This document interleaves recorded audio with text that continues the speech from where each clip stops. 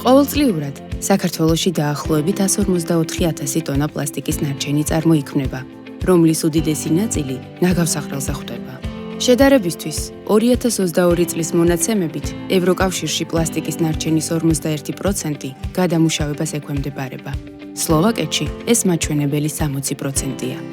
ერთჯერადი პლასტიკის ბოთლის გამოყენების დრო 15 წუთამდე მერყეობს, ხოლო მის დასაშლელად დაახლოებით 450 წელია საჭირო. ნაგავსაყრელსა თუ ღია სივრცეში, მოხვედრილი პლასტიკის დაშლის პროცესში გამოყოფილი მავნე ნივთიერებები შეუქცევად ზიანს აყენებს გარემოსა და ადამიანის ჯანმრთელობას. ნარჩენი პლასტიკის სეპარირებულად შეგროვება აადვილებს მის შემდგომ გადამუშავებასა და დაბრუნებას ახალი პროდუქციის წარმოების ციკლში. შეაგროვე პლასტიკის სეპარირებულად. აქცია ნარჩენი რესურსად.